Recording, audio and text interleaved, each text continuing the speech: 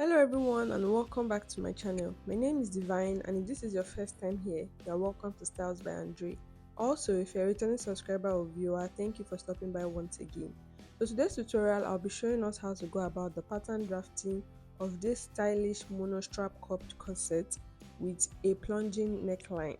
So if this is something you're interested in, guys, don't forget to like this video, share this video, and subscribe to the channel if you've not done so already. So these are the materials I'll be using. I have my push-up bra cup here. This is what I'll be using for this tutorial, and my pattern paper. So firstly, I'm going to be folding my pattern paper into two so we can draft out the front bodice of this corset. So I'm going to be marking our measurement now. Starting from the top of my pattern paper, I'll come down to mark my chest line of 7.5 inches, my apex of 9.5 inches, my length under bust is 12.5 inches, but because this is a cupped corset, I'll be going up with half inch. So instead of 12.5, I'll be using 12 inches for my length to under bust. Then my half length of 15.5 inches. So I'll connect these points together.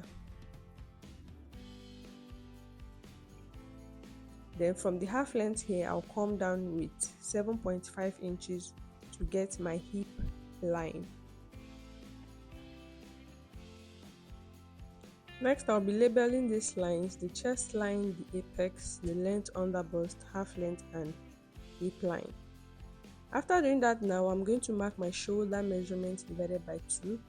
I'll mark that on my shoulder line here and also on my chest line. Then connect the 2 points together to get my armhole line.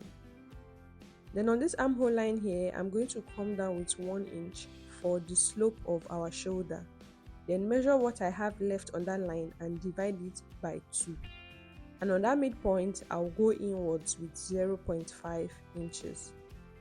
Next, I'll mark my bust measurement divided by 4. I'll mark that on the chest line. Then connect all the dots I've made together to get the armhole curve. So you can see this is the armhole curve for the front.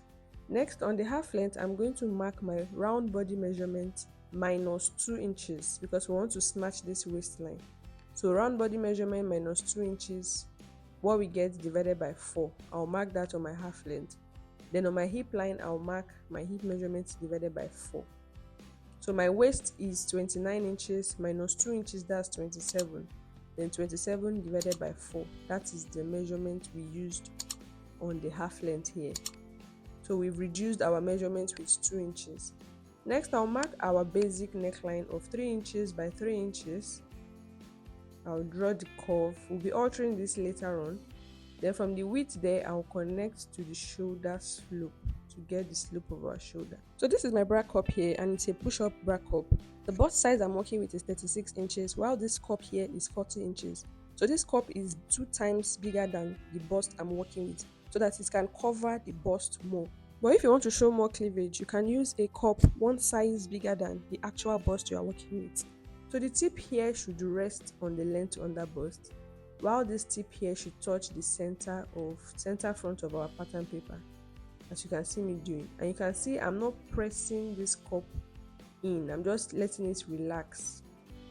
I'm not forcing it, I'm just letting it relax. And I'm placing the cup straight. Then I'll tilt the cup a bit, tilt it a bit so that it's not so straight. Don't tilt this too much, just a little bit tilting. After which I'm going to be tracing out the outline of this cup using my pencil. So you can see how the cup is. It is sitting directly on the under bust and the tip is touching the center front of our paper. Next, I want to determine the depth of the plunging neckline. And from the under bust here, I'll go up with 1.25. I'll mark that 1.25. I'll be connecting this 1.25 now to the top of this cup, this outline of the cup we traced. I'm going to blend it in. But before then, I want to decide how wide I want this part to be open. So I'll just be marking 1 inch. And because this is on fold, this means when we open up the full front, we'll be having 2 inches. So I'm going to be blending from the depth of this yoke to that 1 inch. I'll use a straight ruler first. After which I'm going to blend out the sharp point. I'll blend it out. So 1 inch is okay here. If you do up to 1.5, it might be too wide at the front area. That means the space between each bust will be too open. So I'm going to blend it out. After which I'll place my cup on this again and mark this nail, this curve. I'll mark it on the cup because we're going to be cutting out this part of the cup. So I'm going to place the cup and mark out the curve on that area on the pattern paper.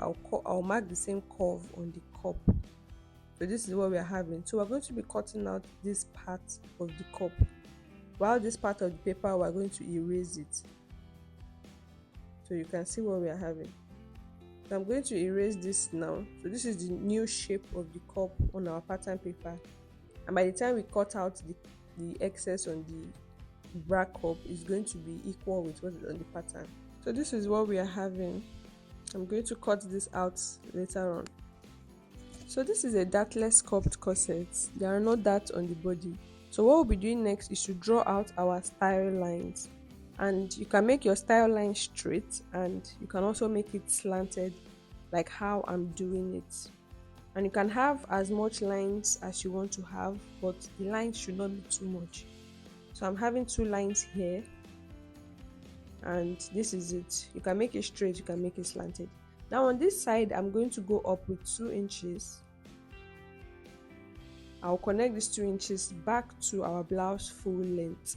And this corset blouse is very long, it's getting to the hip. So I'm going to go up on the side with 2 inches and blend it back to the full length of the blouse. Now, nothing to take note of is because this blouse is getting to the hip, does not mean when you are sewing your boning to it, your boning needs to get to the hip. So you just mark where your actual corset blouse is supposed to stop. You mark it out. That is where, about 2 inches above the hip, as you can see, that is where your sewable boning should stop. Don't take your boning all the way to the full length of the blouse, because when you want to sit, it's going to be very difficult and uncomfortable. So the boning should stop where the actual corset length should stop. So because of this style, this blouse is getting to the hip.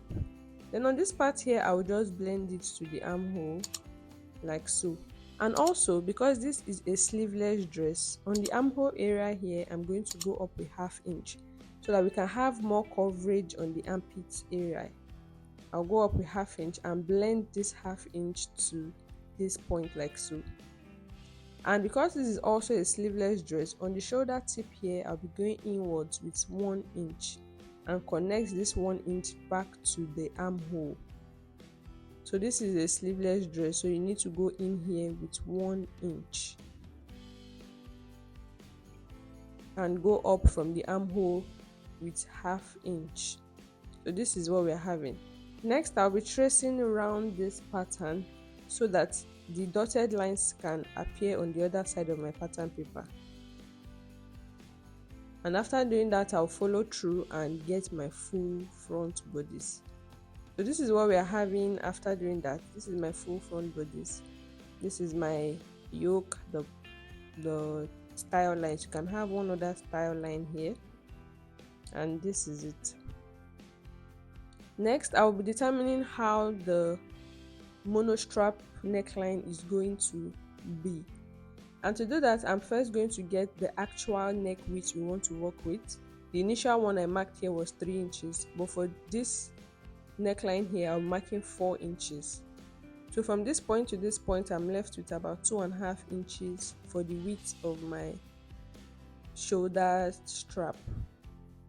Then I'll be connecting that from that shoulder now to this part of our cup like so. So I'll connect it. Another way to know where this is going to start from the midpoint, I'm going to mark my nipple to nipple measurement plus 1 inch.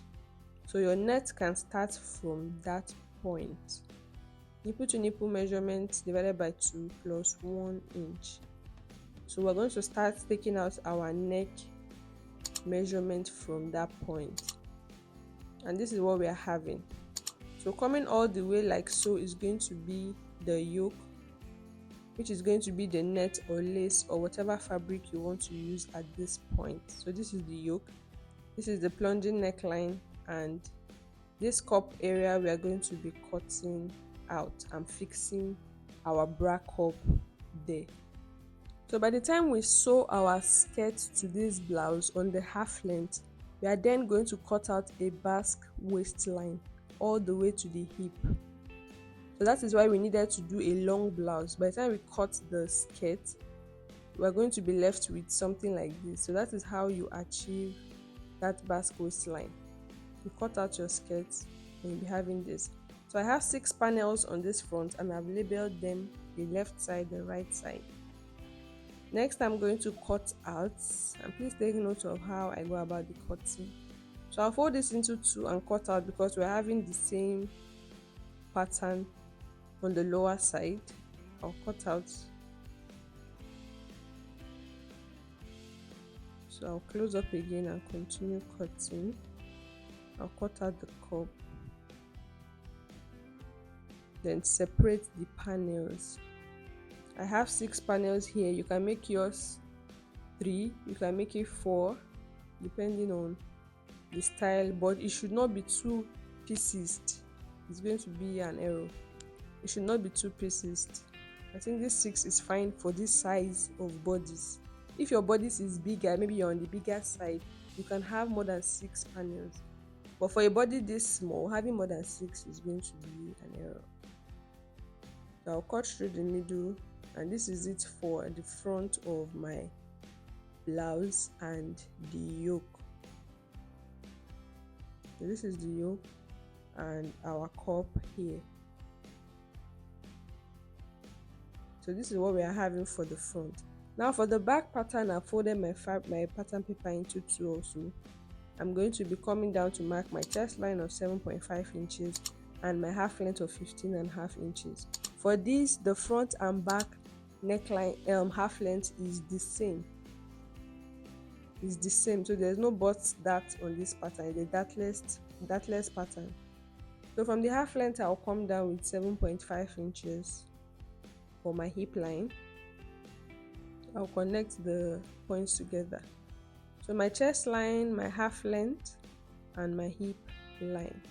Then on the shoulder line here, I'll mark my shoulder measurement divided by 2.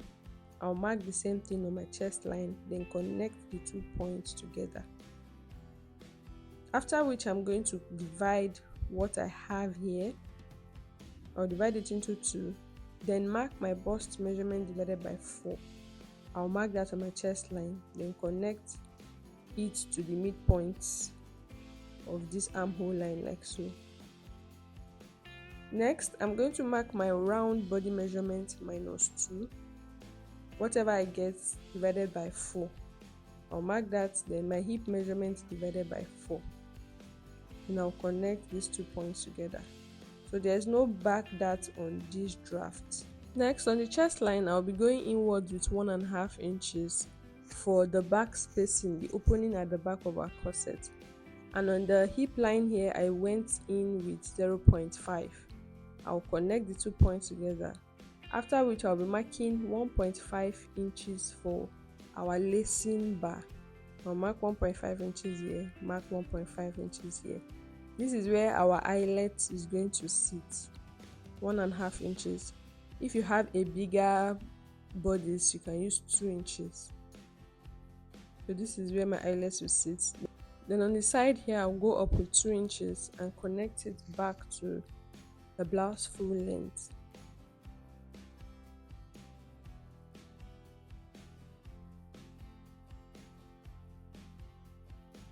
So this is what we are having.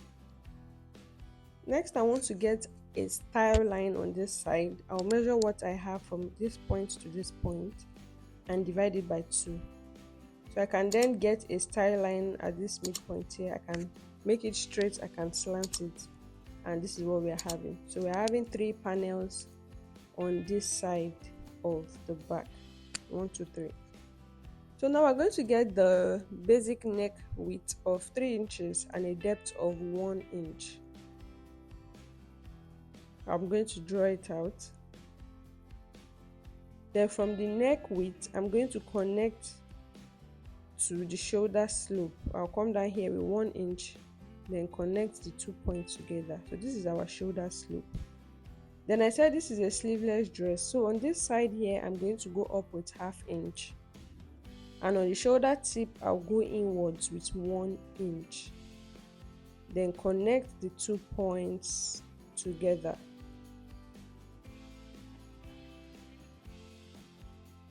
So this is our armhole curve for a sleeveless blouse. Then I'll use my tracing wheel to trace all these lines so they appear on the other side of my pattern paper.